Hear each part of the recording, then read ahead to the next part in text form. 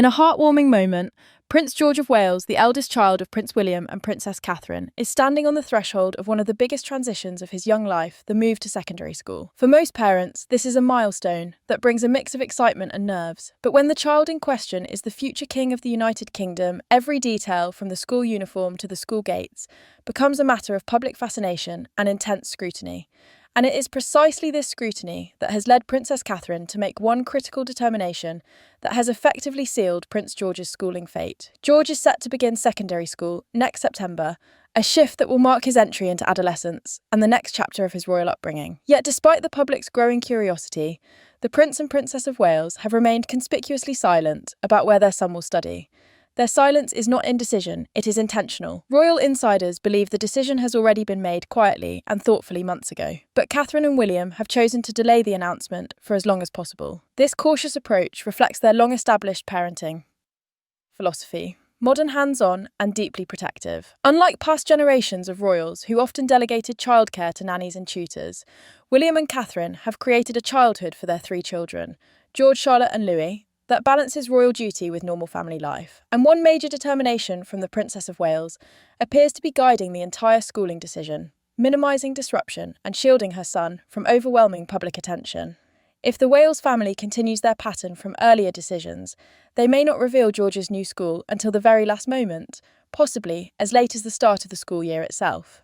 They understand that the moment the name of the school becomes public, both the institution and George's peer group will fall under a level of scrutiny few schools ever face.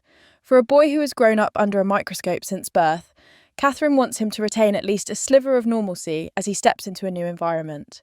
This leads to the question, where will Prince George go? For years, speculation has largely centred around two possibilities. The first is Eton College, the historic boarding school just across the road from Windsor Castle. Prince William and Prince Harry both attended Eton, and the school has long been associated with upper-class tradition and the education of future leaders. Many royal commentators believe it is still the most likely choice for George. Eton today describes itself as traditional, radical, and expectation-busting, a blend of heritage and progressive values that appears to match the modern royal brand William and Catherine are crafting. Reviews from insiders say the school fosters confidence without entitlement, precisely the qualities the Prince and Princess of Wales want to instill in their future king. However, the second possibility is strongly influenced by Princess Catherine's own past. She attended Marlborough College, a co-educational boarding school in Wiltshire, after experiencing difficult years at her previous school Down House, where she reportedly struggled as a day student. Marlborough gave her structure, community, and confidence experiences she has spoken about with warmth.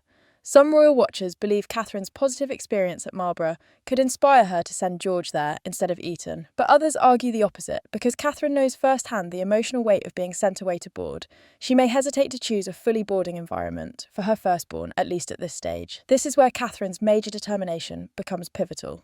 Above all else, she believes the early years of childhood are foundational. It is a message she has championed publicly through her Royal Foundation Centre for Early Childhood, and one she personally practices at home. Catherine has spoken repeatedly about the importance of present stability and emotional security during a child's formative years. For her, these are not talking points, they are guiding principles. And so while George is on the verge of becoming a teenager and naturally testing boundaries, Catherine remains steadfast. Her children's emotional well-being must come first, even as royal duties require more and more of her time. Since announcing her remission from cancer, she has steadily increased her public engagements, delivering her first speech in 2 years at her Early Childhood Summit, and accompanying Prince William to major royal events. Yet despite the growing pressure of her role, she continues to insist on being a hands-on mother. Friends of the couple have often commented on the Wales' commitment to prioritising family time, ring-fencing school holidays, doing school runs when possible, and maintaining a close, nurturing household at Windsor's Adelaide Cottage. Some critics see this as overly protective. Supporters view it as a refreshing approach to royal parenting. As next September approaches, one truth seems increasingly clear. Prince George's schooling fate is no longer in question, only the announcement is. Royal experts suggest the decision was made quietly months ago. What remains is the timing, and the Princess of Wales has no intention of exposing her son to public speculation any earlier than necessary.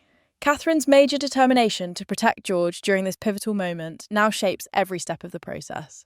Whether the young prince follows his father to Eton or his mother to Marlborough, or even takes a surprising third path, the core of Catherine's decision is rooted in safeguarding his emotional well-being and giving him the smoothest possible transition into adolescence.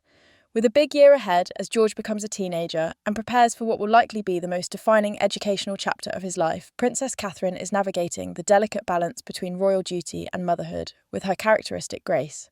And while the world waits with curiosity, the future king's fate, at least in this matter, is already sealed, guided by the thoughtful determination of the woman who knows him best. Earlier this week, we released a moving edition of Ridding the Royals, which focuses on Princess Catherine's year of recovery, a must-watch for anyone who hasn't caught it yet. And there's more to come next week, so press that button to stay informed. Accompanying the image was a video of George playing alongside his younger siblings, Charlotte and Louis. The footage revealed their playful, loving dynamic and gave the public a charming behind-the-scenes look at royal sibling life. In summary, this week's Royal Roundup offered a blend of humour, heart and history. From Queen Camilla's surprise leg encounter to Prince George's quietly dignified birthday portrait, the royals continue to captivate in ways both expected and delightfully unpredictable. As Prince Harry and Meghan face questions about their media future and as travel rules are gently tested by senior royals, one thing remains clear: there is never a dull week in the House of Windsor.